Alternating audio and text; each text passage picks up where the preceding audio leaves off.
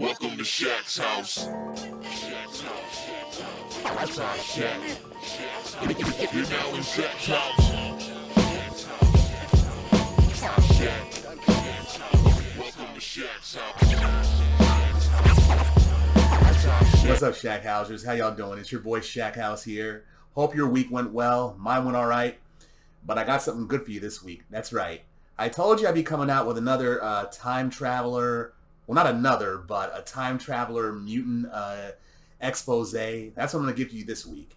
And some of these characters on here, they should be Omega level, but I don't know why. Anyway, if you're a fan of Quantum Leap, Source Code, Interstellar, Back to the Future, 12 Monkeys, or any of those time travel films, this is for you. And just for the record, we're going to be talking about mutants whose primary power has something to do with time manipulation or time travel. Not like Rachel Summers or Cable, who are telepaths and telekinetics, who also happen to have an astral time travel ability. None of that shit. Anyway, check it out.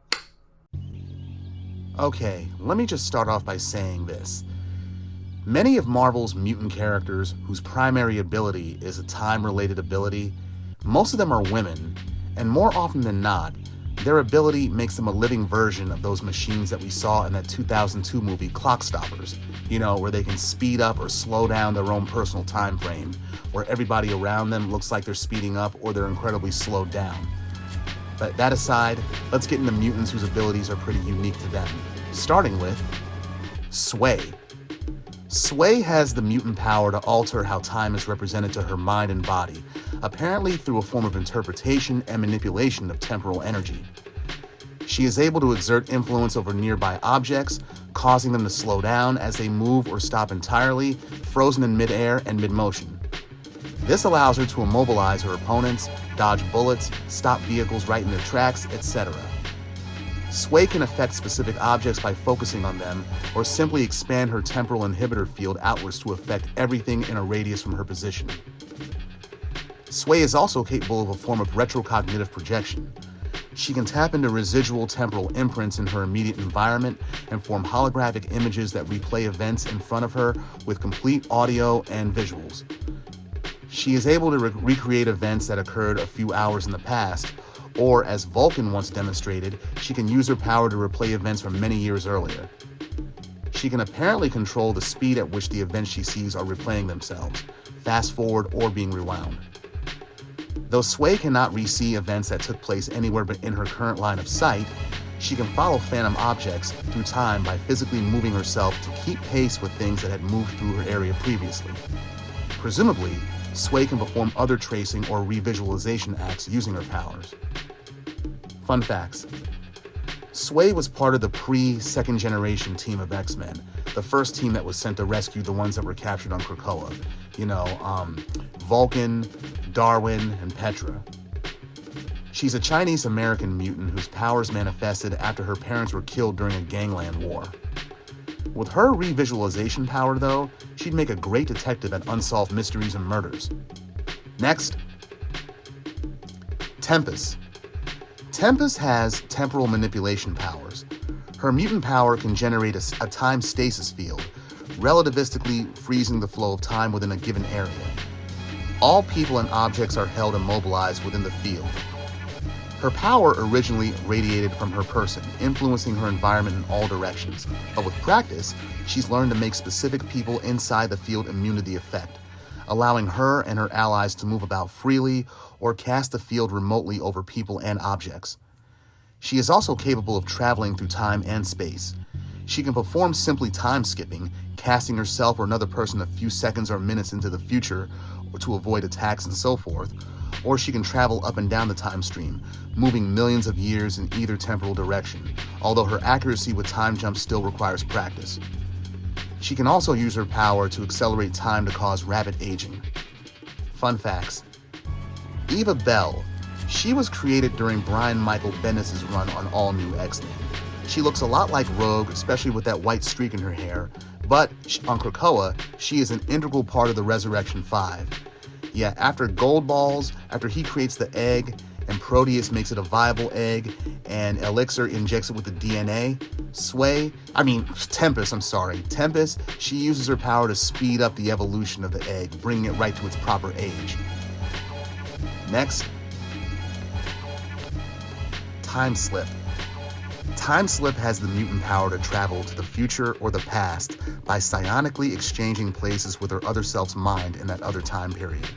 Thus, she can possess her own body from when she was 8 years old, while sending the mind of her 8-year-old younger self into the future to possess her adult body. This has given her a limited form of working precognition, where she can receive glimpses of things that she is destined to see in the future. Timeslip can also shift herself into a faster-moving time frame, giving her senses the impression that everything around her has slowed down to a crawl. This enables her to run, move, and react at what appears to be superhuman speeds to everyone else around her. Timeslip's powers also give her chronosensitivity, enabling her to detect when alterations are done to the timeline and recall events that have been undone by temporal manipulation. She is also immune to directed temporal attacks, like someone attempting to age her to the point of death. Fun facts: she's an Indian-American college student whose powers manifested during her childhood. As an adult, she joined the New Warriors, but never made herself a part of any X team. I don't even think she's on Krakoa. Her power is like a limited version of Quantum Leap, except she can only leap into herself and trade places with herself, nobody else. And again, like I said earlier, she can use her powers to speed up her own personal time frame, kind of like clock stoppers, but she also is immune to temporal attacks. You can't age her or make her younger to the point where she's before she was born, like in utero. You can't do that to her at all. I guess that's a plus for her power. Next, Tempo. Tempo was born with the mutant power of temporal distortion. Through psionic means, she can propel herself off the ground at high speeds by manipulating tachyon or chronoton particles that disrupt temporal mechanics. This creates a temporal distortion effect in her wake, which she can concentrate on targets by flying past or in tight circles around them. Her mutant power causes whatever she affects to shift into a different time frame.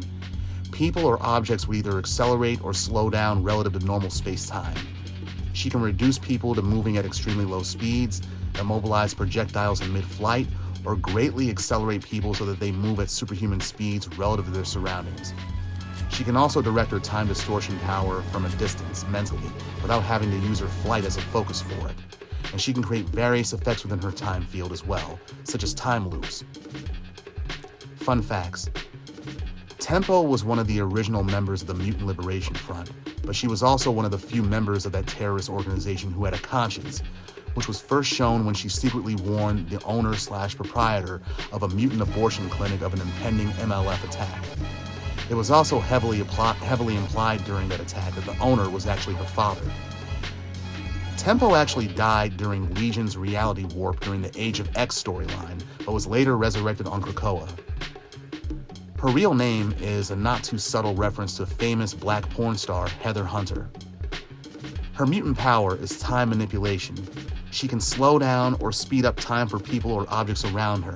She can literally make time fly with her. Think about it. Her power is time. Time. For me, that's an obvious allusion to what's known as CP time. What's that, you ask? CP time is colored people's time. The stereotypical view that black people are always late, except when it comes to singing, dancing, and then you can set your watch to us. Are the writers basically saying that if they give a black woman with the power to control time to suit her needs, then real-life black people or readers will follow suit and be able to do things as scheduled? Nah, I'm just kidding all y'all. Let's go to the next topic. Next, Fitzroy. Fitzroy possesses the mutant power to absorb life energy from another person upon physical contact and convert it into temporal energy that he can use in a variety of ways. In his first appearances, Fitzroy was shown capable of draining a person totally dry of their life energy, a process which rendered them quite dead. He then converted that energy in order to create one-way directional portals that connected two distant points in time and space.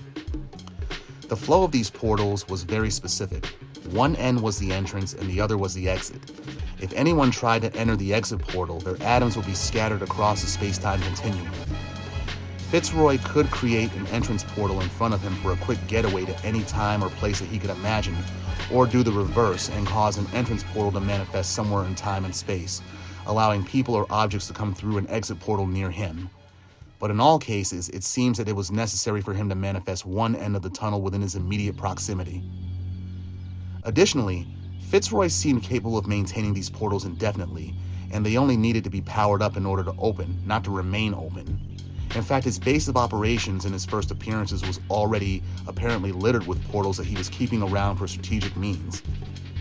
There also seemed to be some sort of energy mass factor for his portals.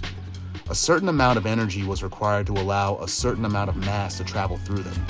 If too much mass attempted to travel through a portal, such as if two people attempted to travel through a portal designated for just one person, their molecules would become fused and grossly distorted. Fitzroy originally believed his mutant power to be teleportation, until he absorbed enough life energy to create a portal which allowed through the passage of time, not just space, partly due to the trans-temporal mutant anchor known as Bantam, until he created a portal where the time difference was more apparent. He later expanded his power levels exponentially when he became the Chronomancer. As the Chronomancer, Fitzroy learned how to manipulate chronal energy for feats other than portal creation. He can now freeze time around a moving object, holding it immobilized in mid-air and mid-motion until he let it free. As the Chronomancer, he could also accelerate the passage of time on a person or object, causing them to age past the point of decay and reduce them to dust. He was even capable of reversing the personal temporal characteristics of a person, beginning a transformation that would revert a person from a life form and back into a flesh and blood being and then dust. Fitzroy often employed a suit of crystallized omnium mesh armor when going into battle. The suit amplified his strength considerably and protected him from physical assaults or refracting energy bursts to avoid damage from them. It could also transform him invisible for periods of time, and some versions of the armor included razor-sharp nails and gauntlets on their fingers. Here's some fun facts. Trevor Fitzroy, he comes from the alternate timeline of Earth 1191, roughly 100 years from now. He's an Englishman, and he's the illegitimate mutant son of the Hellfire Club's Anthony Shaw, a descendant of either Sebastian Shaw or Shinobi Shaw. Trevor's last name is a joke. In medieval times, Fitzroy was a surname given to illegitimate children of royalty. It means the son of a king. Now, Layla Miller, who was introduced during X Factor, the second run of X Factor, she time traveled to this alternate future and witnessed Trevor Fitzroy's death during a Sentinel attack. But she used her mutant ability to reanimate dead organisms on Trevor and brought him back to life. However, a side effect of her mutant power is that it leaves her recipient devoid of morality. So as a result, Layla claims responsibility for young Trevor Fitzroy becoming the hedonistic psychopath that he became as an adult after she brought him back to life. At the insistence of his father, Fitzroy was a cadet for the XSE, the Xavier Security Enforcers, the mutant law organization that was inspired by the X-Men. But his criminal tendencies quickly got him kicked out, and he instantly clashed with his classmate and future nemesis, Bishop. Of course, we all know what happens to him later. He gets captured by the XSE, escapes into our present, where he and his Sentinels kill Donald Pierce, the Reavers, and yes, the Hellions for all you Hellions fans out there. Yeah, Fitzroy's mutant ability after he became the Chronomancer, it left him possibly Omega level, right? But why he ever needed a biotemporal displacement like Bantam to keep track of his portals and allow him to travel through time, I don't understand that at all. I mean, he couldn't do that himself with his power? Writers. Anywho, that's what I got for you this week, Shackhousers. Tune in next week. You know what I'm going to be doing then? It's just a phase. Get it? All right, folks, I'll see you then. You have a good week. Later. Mansion, apartment. Shack, house. Yes! Yeah.